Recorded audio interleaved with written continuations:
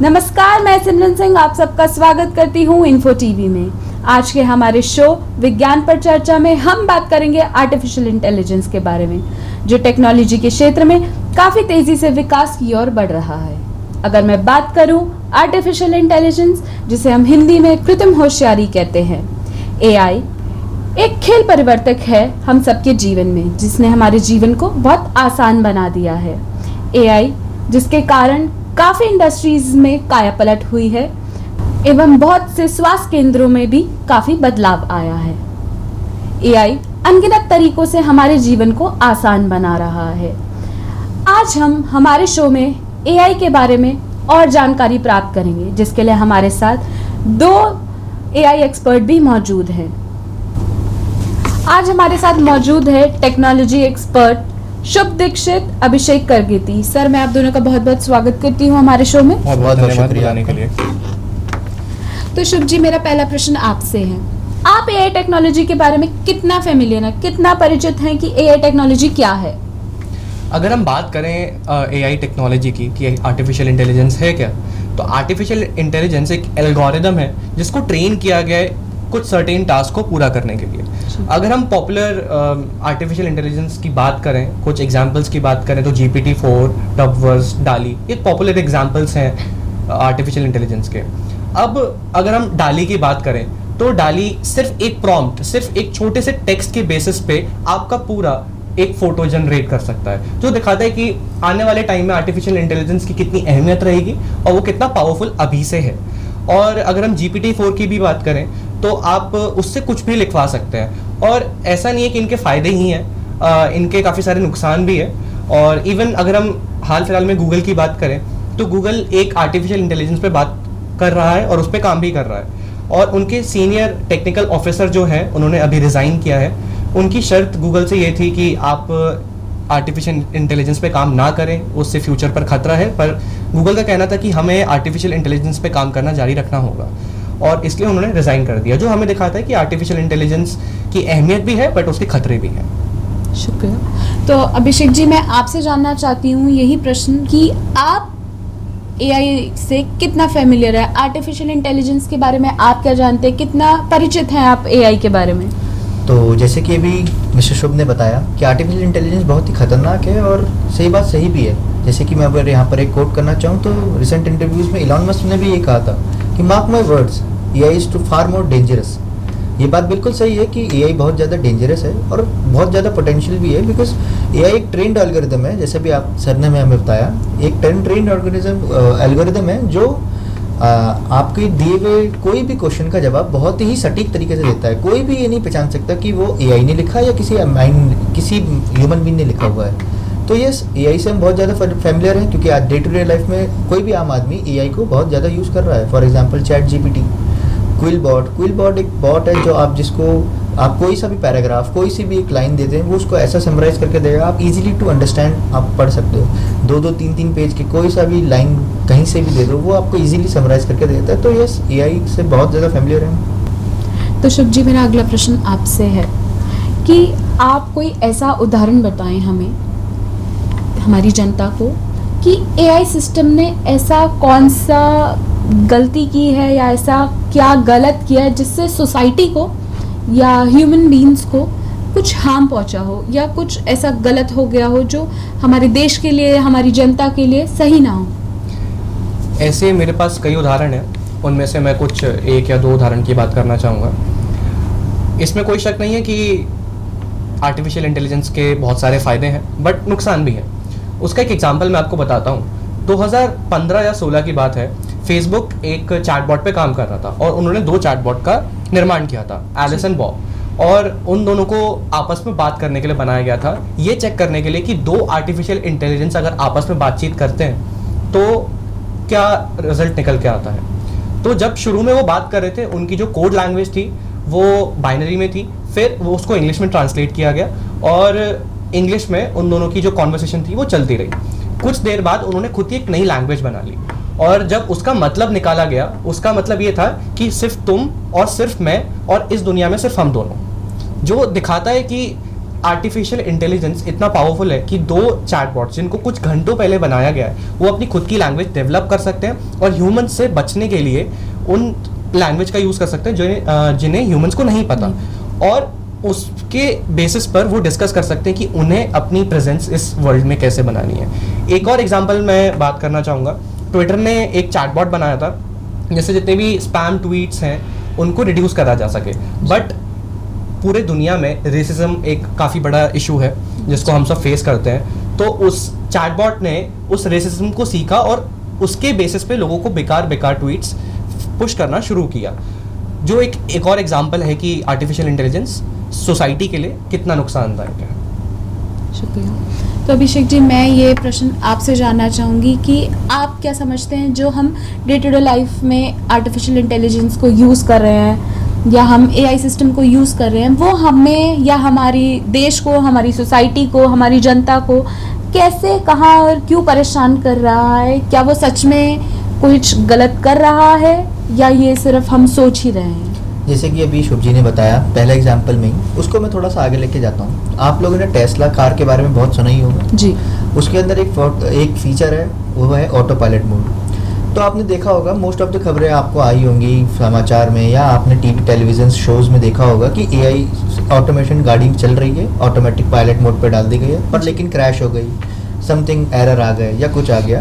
तो these are the basic जो अभी तक एआई ने गलती करी है। और अगर हम एक्सट्रीम लेवल पे चले जाएं तो जापान ने 3 रोबोट्स बनाए थे, अगर आप जानते हो, अगर आप पढ़ना चाहें तो गूगल पे पढ़ सकते हैं। उन्होंने 3 रोबोट बनाए थे जिनको उन्होंने कहा, जो वो सोच रहे थे कि सोल्जर्स का रिप्लेसमेंट कर दिया जाएगा। They train them to shoot a gun, but पता नहीं कैसे क्या हुआ, उनको भी नहीं पता, कि उन्होंने on the testing 22 police officers को शूट किया ऑन द साइट।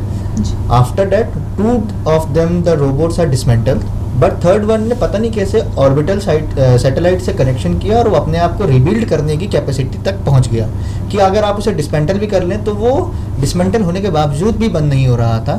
पर अब इतना खतरनाक तो है ही एआई कि अपने आप को इतना पावरफुल कर लेता है, जैसे सर ने बताया था अभी कि वो अपनी नई लैंग्वेज बना के बात करने लगा था। तो उसका दूसरा एग्जाम्पल ये भी है कि उन्होंने जब थर्ड रोबोट को डिसमेंटल किया, वो डिसमेंटल हुआ नहीं, उसने कहीं और अपने आप को कनेक्ट कर लिया किसी ऑर्बिटल सैटेलाइट से और अपने आप को रीबिल्ड करने तक की ताकत उसने निकाल ली। So AI is dangerous, we can't depend upon AI fully.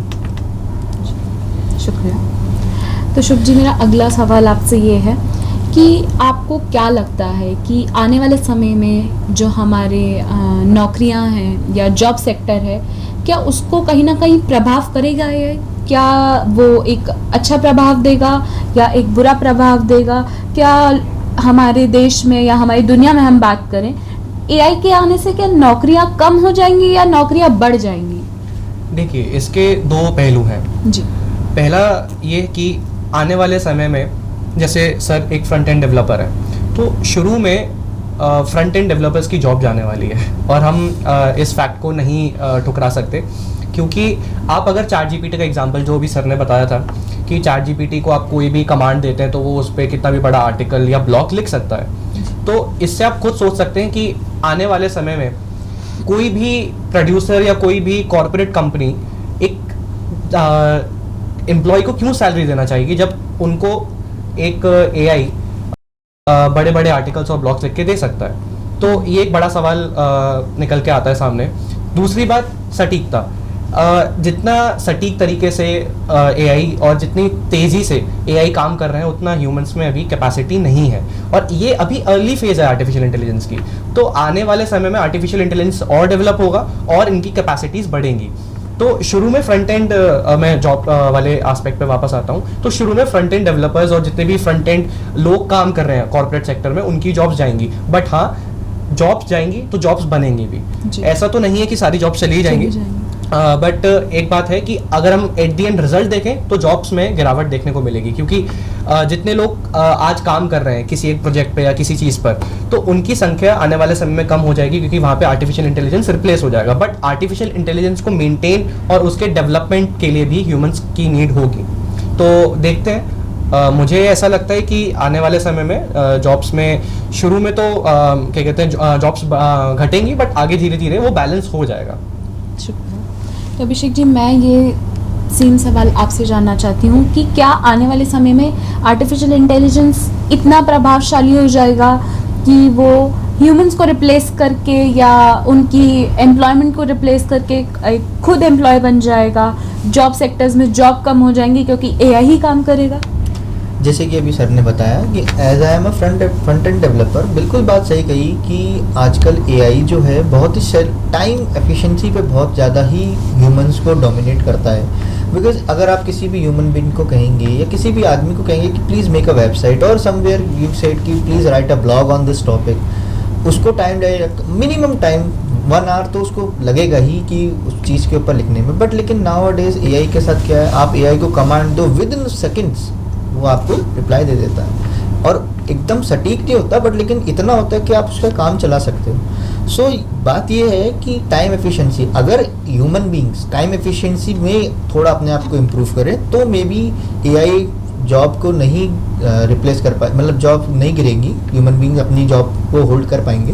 But if humans can't compare efficiency नहीं कर पाएंगे एआई के साथ, तो फिर एआई बहुत सारी जॉब ले जाएगा। मेरा तो ये मानना है। मैं इस पर एक बात कहना चाहूँगा जी सर। कि आपने कहा कि ह्यूमंस एफिशिएंसी को थोड़ा अपना बढ़ाएं, बट मुझे ऐसा लगता है कि अभी अर्ली फेज़ में जो डिफरेंस है एआई और ह्यूमंस के बीच में वो काफ़ी बड़ा है और आगे चलने वाले में वो बहुत और मतलब और भी बढ़ने वाला है। बिल्कुल। तो मुझे नहीं लगता कि इतनी ज़्यादा स्पीड्स को ह्यूमन कभी मैच कर पाएगा। This is why I am saying like कि आपकी जॉब जो है वो डिक्लाइन होगी, बिल्कुल होगी। ये बात बिल्कुल सत्य है कि एआई बहुत सी जॉब हमारी ले लेगा ह्यूमंस की, because humans can not compete with AI. शुक्रिया। तो जैसा कि हमने देखा कि अभी हम कुछ कह नहीं सकते कि क्या एआई आगे की जॉब्स ले जाएगा या ह्यूमंस एआई को रोक देंगे, कि वो अपने काम पे इतने सफिशिएंट हैं या नहीं हैं, ये फिलहाल हम आगे देखेंगे।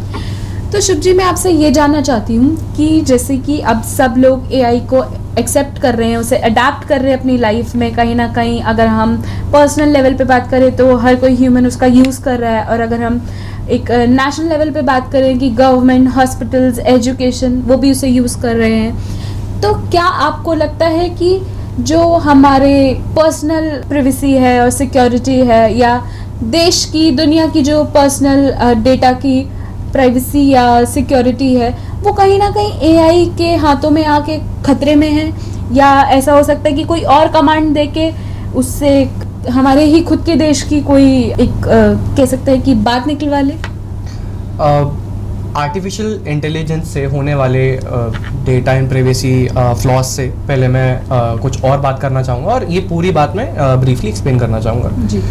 अगर हम आज बात करें डार्क वेब की, डार्क वेब एक बहुत ही अंडररेटेड टॉपिक है और इसके बारे में कुछ ही लोग बात करते हैं। तो डार्क वेब पे अगर हम सबसे बड़ा मार्केट देखें तो वो पर्सनल डेटा और इन्फॉर्मेशन का ही है।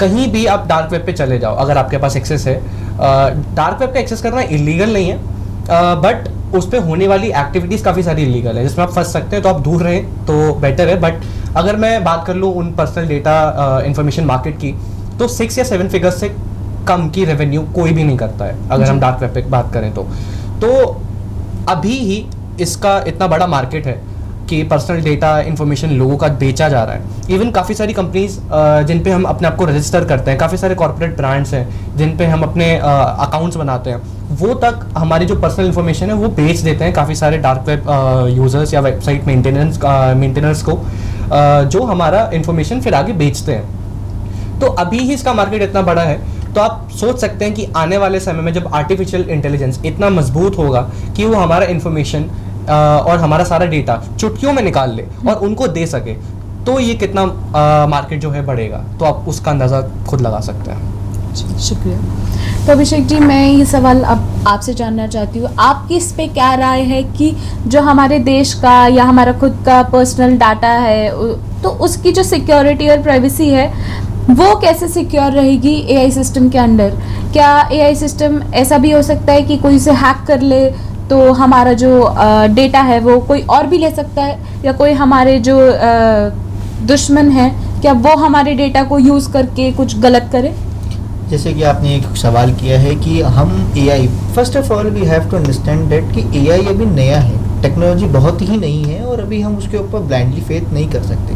फॉर एग्जांपल, जैसे मैंने अभी आपको बताया था टेस्ला कार्स एंड ऑटोमेशंस के बारे में कि वो ऑटोमेटिक पायलट मोड पे चलती हैं, but we can't blindly trust on it, क्योंकि आपने भी देखा है कहीं पर भी फ्लॉज तो आ ही जाते हैं। नॉर्मल सी बात है, आपका एक फ़ोन है, टेक्नोलॉजी है, कभी भी बंद हो सकता है, कभी भी कुछ भी हो सकता है। टेक्नोलॉजी पे आप कभी भी ब्लाइंड फेथ कर नहीं सकते। तो मेरा ये मानना है कि एआई के ऊपर आपको भरोसा तो 100% नहीं करना चाहिए। दूसरी बात, रही बात आपकी hacking and your data privacy, we can't trust on AI, तो आप अपने डाटा को तो बिल्कुल ही उसके पास नहीं रख सकते, कोई भी कैसे भी हैक कर सकता है। Nowadays AI is not too much secure that कि आप अपना पर्सनल डाटा उसमें शेयर कर सकें, कुछ भी हो सकता है। So I am not in favour to trust on AI right now, जी। बट इन फ्यूचर अगर सिक्योरिटी लेवल्स को अच्छा कर दिया गया एआई के अंदर, तो maybe we can think to trust on AI too. जी, शुक्रिया। तो जैसा कि आप लोगों ने सुना शुभ जी और अभिषेक जी से कि एआई के क्या फ़ायदे हैं और क्या नुकसान, कहाँ एआई सही है और कहाँ एआई गलत। जैसा कि अभी कहना है कि एआई नया नया आया है, आगे देखते हैं एआई कैसे चलेगा, क्या वो मददगार हो सकता है, क्या वो ह्यूमंस को रिप्लेस कर सकता है, या ह्यूमन की अपनी कैपेबिलिटी ही इतनी है कि ह्यूमंस एआई से रिप्लेस नहीं होंगे। इसी के साथ आज का हमारे कार्यक्रम यहीं समाप्त होता है। सर, मैं आप दोनों का बहुत बहुत धन्यवाद करती हूँ आपका बहुत-बहुत कीमती शुक्रिया समय देने के लिए। आप हमारे साथ बने रहे इन्फो टीवी पे बाकी खबरों के लिए। धन्यवाद।